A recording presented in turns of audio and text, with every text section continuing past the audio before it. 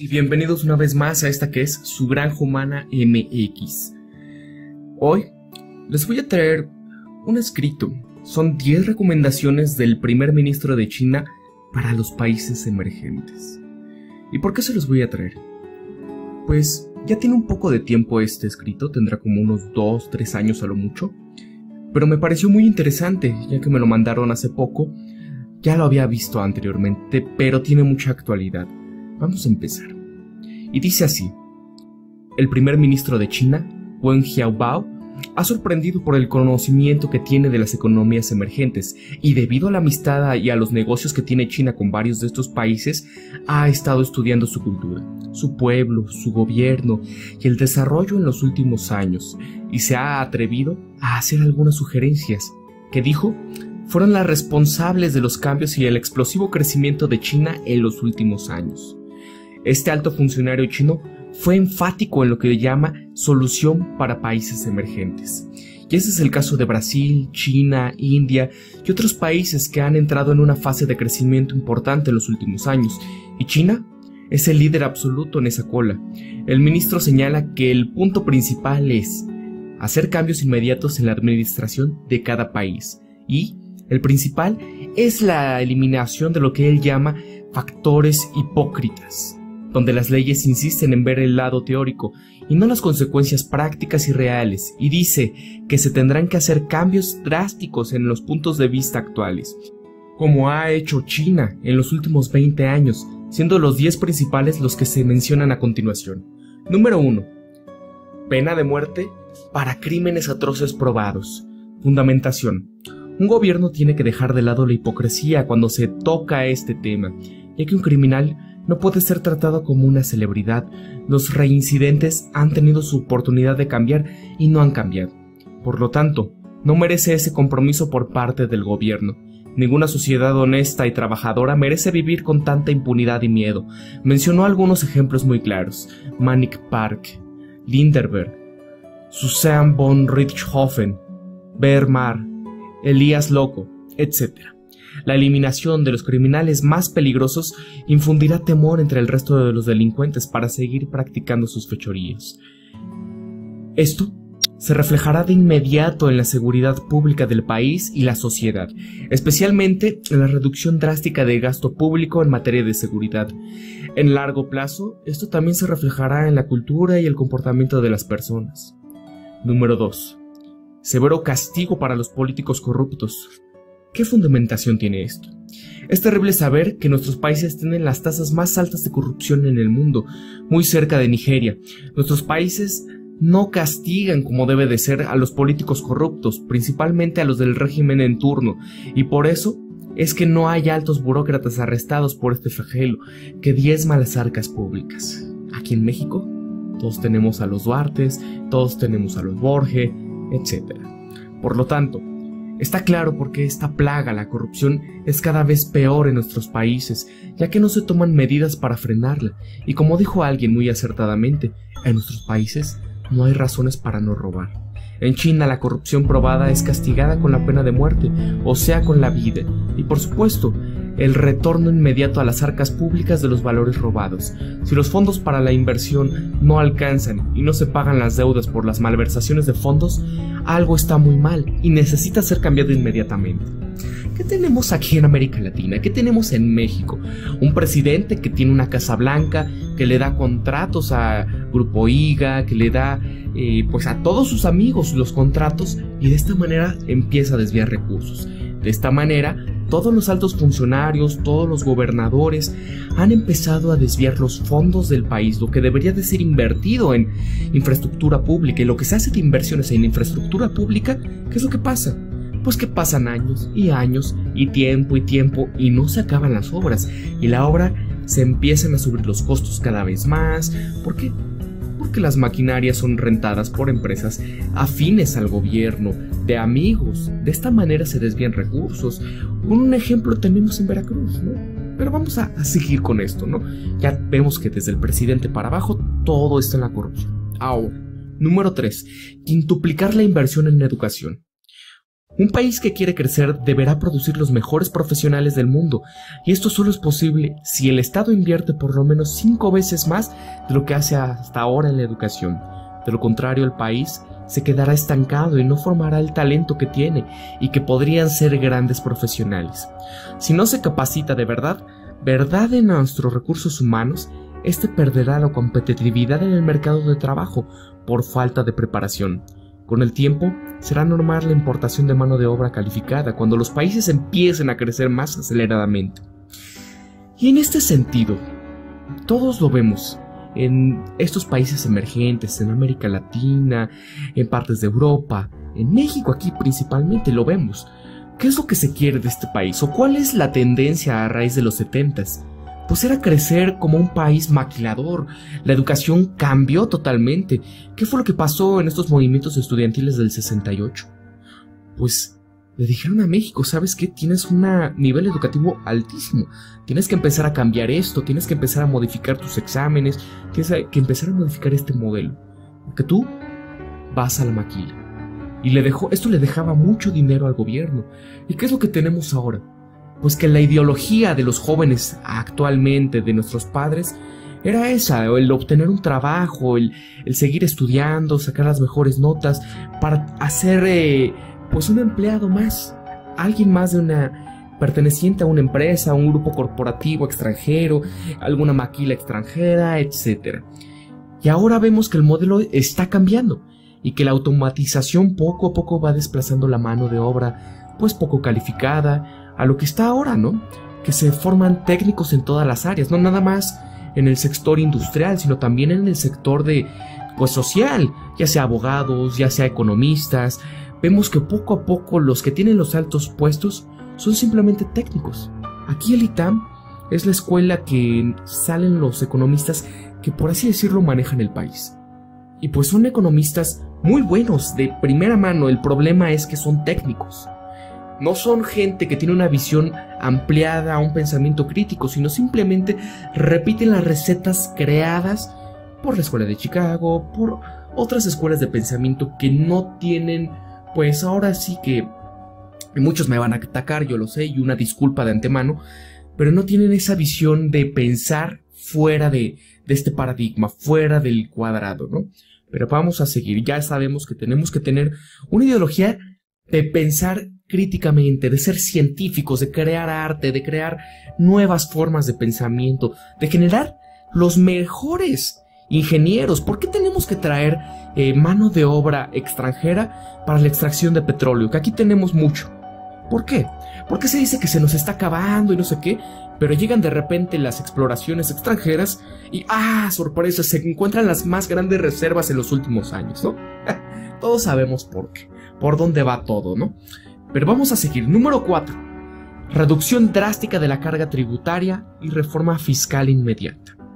China y otros países desarrollados como los Estados Unidos han demostrado que el crecimiento del país no requiere perseguir a sus industrias y empresas en general. Por el contrario, el Estado tiene que ser un aliado y no un enemigo de los negocios. Después de todo, es el trabajo de estas empresas que el país obtiene su sustento para crear y garantizar la calidad de vida de sus ciudadanos. La carga fiscal en nuestros países es exagerada, confiscatoria, injusta y deshonesta. Y si no hay un cambio drástico, las empresas no podrán competir en los mercados internacionales y el mercado interno también se va a estancar. Aquí, miren, en países emergentes vemos que la carga tributaria no va para las grandes empresas, no va para las grandes corporaciones extranjeras y nacionales, sino se centran simplemente en las pequeñas y medianas empresas y fundamentalmente en las microempresas, estos negocios familiares que apenas van saliendo, pero que la carga tributaria es mayor para ellos. ¿Por qué? ¿Por qué no tienen un bufete de abogados o de fiscalistas que puedan hacerla pues de comparsa para poder librar ciertas cargas tributarias injustas? Mientras que los grandes, por ejemplo, las cerveceras en México, ¿qué es lo que pasa? No cargan una carga impositiva como lo hacen las cervezas artesanales o estas cervezas microcervecerías. Es muy diferente la carga fiscal que tiene. Hace poquito estaba leyendo de esto, de por qué, a diferencia de en Estados Unidos, la cerveza artesanal en México no puede competir de igual a igual con los grandes emporios. Pues porque no se paga una cuota fija, no se paga una cuota que sea igualitaria. Una cerveza industrial paga mucho menor carga fiscal que una artesanal. Y vemos también esto en todos los demás regímenes que hay. Pero bueno, ya vemos que hay que hacer una carga fiscal que sea equitativa, una carga fiscal que pues no sea mayor para los que están empezando, para los que van pues creciendo, que quieren competir en el mercado, que en un mediano plazo quieran salir a mercados emergentes, es decir, que salgan a otros países a tener pues a empezar a acrecentar su presencia. Digamos que una empresa de, ya sea de tecnología, una empresa de pan, una empresa de tortillas, una empresa de lo que sea, ¿no? Quiera salir a otro país a expandirse, que quiera poner su negocio en otro país. ¿Cómo le va a hacer si internamente la carga impositiva es muy grande y no les permite crecer el gobierno? El gobierno tiene que dar incentivos, créditos fiscales, posibilidades de salir adelante. Pero ¿qué es lo que pasa? Quieren más impuestos y los impuestos no se van reflejados en la calidad de vida, en la calidad de infraestructura, en la calidad de los servicios en general. Es por eso que la gente dice, pues yo voy a evadir. ¿Por qué? Porque no veo reflejado, no hay seguridad, me piden permiso de piso. Para yo estar aquí trabajando, llega la delincuencia y me dice, ok, vas a pagar tanto. Avisas a las autoridades y ¿qué es lo que hacen? Pues avisan a estos grupos de choque y sale peor, ¿no? Es que el gobierno es el narco, pues. Pero sigamos, número 5. Reducción de un 80% el salario y los gastos de los políticos profesionales. Muy bien, aquí miren, nuestros países tienen la política más cara del mundo y esto ocurre por la cultura del malandraje instalada recientemente y por la falta de políticas serias y claras en materia salarial. Es necesario que el político entienda que es un funcionario público, como cualquier otro, con una obligación de entregar sus trabajos y sus conocimientos en beneficio de su país, y no como un rey, como se ven actualmente.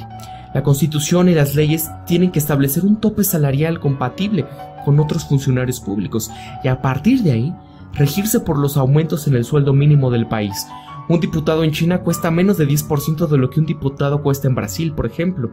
En los países escandinavos es común ver al primer ministro llegar en su trabajo conduciendo una bicicleta de las más sencillas y económicas del mercado, como lo hacen los estudiantes. Este desastre que existe en nuestros países con el manejo del dinero público, con el abuso de los megasalarios sin corresponderse con la productividad, ni menos con las soluciones para el pueblo, causa todavía más prejuicios el Estado, pues un pueblo que se siente robado por sus líderes políticos pierde la percepción de lo que es correcto, justo, honesto y honorable. Y en México y todos los países de América Latina, España, Portugal, algunos otros países de Europa, Grecia, Italia, vemos esto, vemos este fenómeno en el que todo el aparato de gobierno, todo el aparato estatal, federal, republicano y demás, vemos cómo son gente que no tiene nada que ver con el pueblo, que comen, que viven, que tienen los mejores sueldos. ¿Y cómo van estas personas a votar a una reforma que sea en bien de la educación, una reforma que sea en bien de una inversión social? Porque ellos no saben lo que es una inversión social. Llegan las corporaciones, llegan a algunas entidades pues que tienen aquí manejando los hilos y les dicen, mira, si tú haces eso es una pérdida de dinero. Pero no les muestran el otro lado, que es el invertir en la sociedad para que en un mediano o largo plazo todo mejore, como la educación, que en un mediano o largo plazo ese transporte intermodal que tú pongas en el país pues se ve reflejado en una mejor inversión, en una mejor conexión en todo el mercado interno, en el pase de todas las mercancías de tu país, para que pueda ser un foco nodal del comercio de tu región. Pero no lo ven así. Aquí en México todo se mueve a través de las carreteras, nada más, por transportes automotores. Pero no tenemos un aparato fuerte de ferrocarriles, un aparato fuerte de transporte marítimo, puertos de última generación. No tenemos esto. No tenemos ese transporte que debería de estar ahí, porque gracias a eso tendríamos un mejor país. México, por ejemplo, es el punto central en el planeta, se conecta todo el planeta ahí. Ahí tenemos el Pacífico, el Atlántico, el norte, el sur. Todo está aquí, todo podría llegar aquí y todo podría moverse a través de este país. ¿Pero qué es lo que pasa? Que por intereses no se ha desarrollado esto. Que las grandes corporaciones de transporte automotor, de gasolina, petroleras, etcétera, dijeron, ¿sabes qué? Quita todo esto que tú querías invertir en trenes que iban a ser, pues como en Japón, que tienen trenes de alta velocidad, magnéticos, etcétera. Quítalo. Quita el desarrollo de tus puertos. Aquí se iban a desarrollar un buen de marinas y todo, incluso para el turismo. Pero ¿qué es lo que pasó? Se abandonan estos proyectos. Pero bueno, vamos a seguir. Ya sabemos todo lo que nos han causado estos gobernantes, cómo se han robado el dinero, el presidente, etc. Y ahí está, ¿no? Cada semana a semana se han sacado, pues, trapos al sol de lo que ha ocurrido en el gobierno. Y por eso es que este país es el más peligroso para ejercer el periodismo, porque nadie puede hablar más de la cuenta, porque si no, es callado. Es una desgracia, pero bueno, vamos a seguir. 6. Desburocratización inmediata. Los países en vías de desarrollo y emergentes siempre han sido muy burocráticos y complicados en términos de la negociación. Esto lo dijo Wen. China es actualmente el mayor exportador de bienes manufacturados en el mundo, superando incluso a los Estados Unidos. Y sin ninguna duda consideran a los países emergentes los más burócratas tanto en lo referente a las importaciones como a las exportaciones. Y por supuesto, en lo referente a su mercado interno. Por todas las barreras, trabas y requisitos innecesarios y repetitivos que a menudo impiden y dificultan y encarecen las negociaciones, lo que terminan de detener o frenar el desarrollo de las empresas y que inmediatamente se reflejan directamente en el desarrollo del país. Este es un asunto muy urgente a resolver. Exactamente. Para que tú generes o crees una empresa aquí en México, debes de pasar por varios de cientos de requisitos, permisos y demás que encarecen tu inversión. Para que tú puedas poner una empresa, un bar, un restaurante, un consultorio médico, etc. Si tú te quieres ir por la derecha y sacar todos los permisos, tienen que pasar meses y meses para sacar permisos de salubridad, servicios ante la COFEPRIS, servicios en todos los aspectos, con el gobierno local, con el gobierno federal, etc. Son los mismos permisos que hablan de las mismas cosas, permisos de uso de suelo, etcétera, actualización de etcétera. Hay innumerable número de permisos. Y que tú, para que los tengas, necesitas muchísimo dinero. Incluso para tú importar parte de tus insumos, necesitas pasar a través de varias barreras. Varias barreras que en muchos casos, por no estar pues actualizada la burocracia nacional, te pueden parar un cargamento de algo que puede ser perecedero y te frenan y te pueden quebrar. Este es el problema de este país, que necesitamos desburocratizar todo, pues necesitamos automatizarlo en muchos casos, hacerlo de una forma rápida, que sea electrónica y eficaz, porque actualmente tienes que pasar por mucha gente en la cual bajita la mano te dicen, mire, se puede hacer, pero ¿cómo nos podemos ayudar? Etcétera. Todos hemos pasado por esto. Así que es un buen punto. Siguiente, número 7. Recuperación de la inversión pública eficiente que está detenida. Los países con potencial de desarrollo han sufrido una parálisis muy preocupante en las inversiones públicas en los últimos 50 años. Este es un hecho probado. Faltan más inversiones en infraestructura, en educación, en cultura y prácticamente en todas las áreas relacionadas con el Estado, lo que ha dificultado el crecimiento de los países y continuará dificultando por lo menos por otros 50 años, si no adoptamos una posición firme en este momento. Algunos países como Brasil tienen todo para ser un gran líder mundial, tienen un territorio muy grande, no sufren grandes catástrofes naturales, viven en paz con el resto del mundo, mostró inteligencia al salir ileso de la gran crisis financiera del 2008, pero necesita tener el coraje para superar las adversidades políticas y aprender a invertir correctamente en lo que más necesita. Bueno, en este aspecto todos vemos cómo la cultura, la educación, la infraestructura social van en detrimento. Cada vez más dicen que lo haga la iniciativa privada. Ok, Si tú a la educación se lo dejas totalmente a la iniciativa privada, ¿qué es lo que va a pasar con tu sociedad en general? Pues que no van a tener cabida la gran mayoría de la gente en la educación superior. No van a estudiar el nivel preparatoria, no van a estudiar el nivel universidad, no van a estudiar el nivel posgrado, el nivel en el que todos los grandes pensantes se empiezan a formar para tener mejor educación utilizando su intelecto. No van a poder hacerlo, porque no van a tener el dinero para esto. ¿Por qué? Porque la educación superior es abandonada para dejárselo a un privado. En la cultura, ¿qué le va a interesar a un privado? Darle cultura, ofrecerle espectáculo a la gente de a pie. ¿Qué le va a interesar si no dejan dinero? Si a cualquier persona que quiera invertir, ¿qué es lo que quieres tú? Obviamente lo que quieres es generar dinero. No eres un arma pues caritativa que vas a despilfarrar tu dinero, tu renta, todo lo que tú has generado para regalarle a los demás, ¿no? Entonces, ¿quién se debe de hacer cargo de esto? Pues obviamente el gobierno, que no es una empresa. Hoy en día todos los gobiernos del mundo quieren fungir como una empresa, pero no lo son. Son un ente regulatorio, un ente que debe de distribuir riqueza, pero no del modo popular en el que tienes que regalar dinero por nada, ¿no? Sino con este tipo de cosas, con infraestructura social, con hospitales, con escuelas, dando cultura a la gente, haciéndoles teatro, pagando obras de arte, etcétera, para que la gente empiece a entender. Ciencia, eso es muy importante.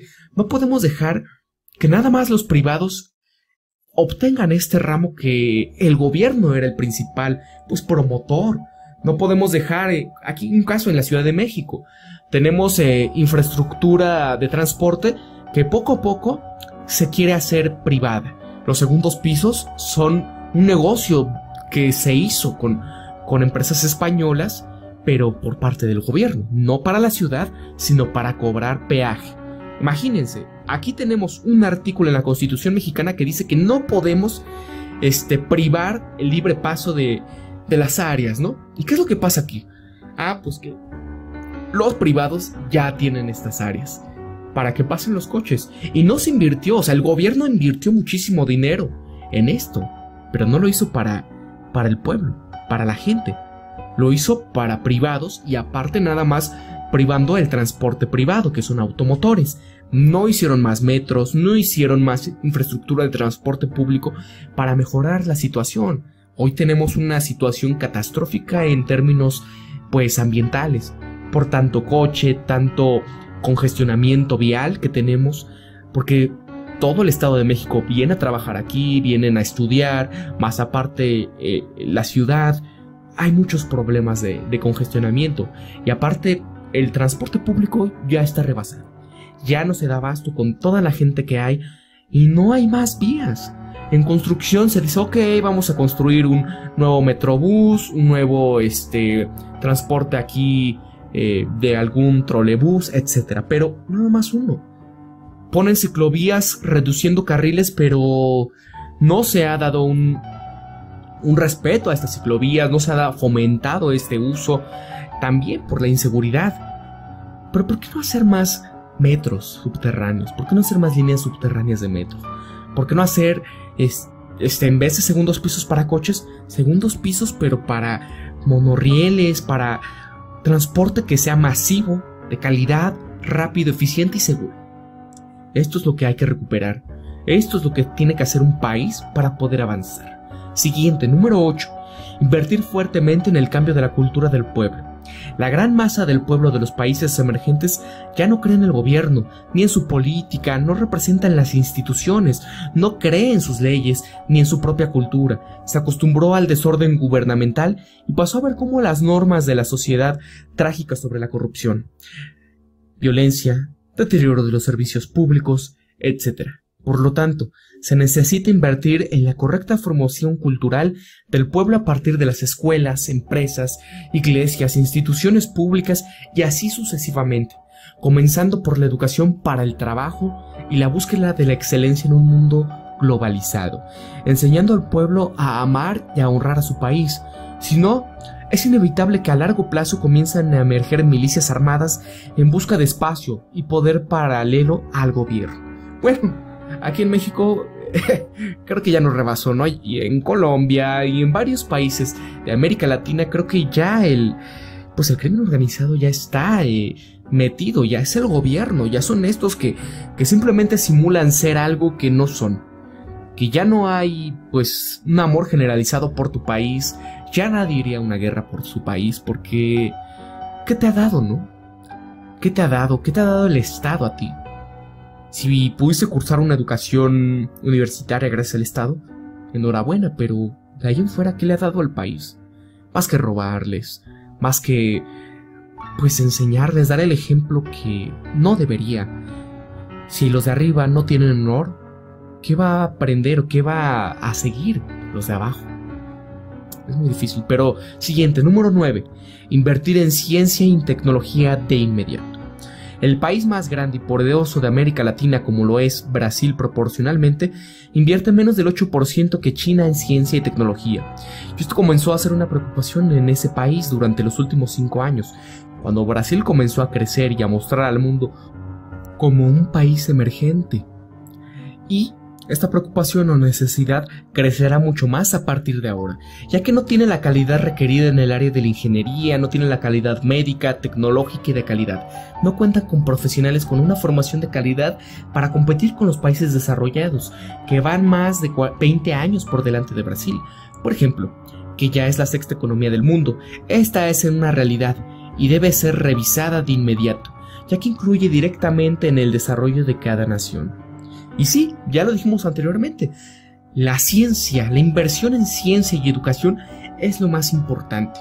Si tú quieres exportar aparatos de última generación, celulares, automóviles híbridos, que tú quieras tener una industria fuerte para exportación, necesitas hacer esto.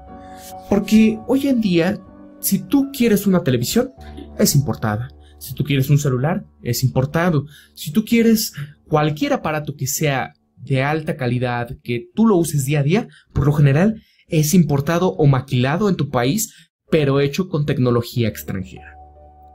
Ya vemos por dónde va este bache en el que no podemos avanzar, esté el gobierno que esté, porque van a decir, ok, vamos a dar empleos, pero ¿qué empleos quieren?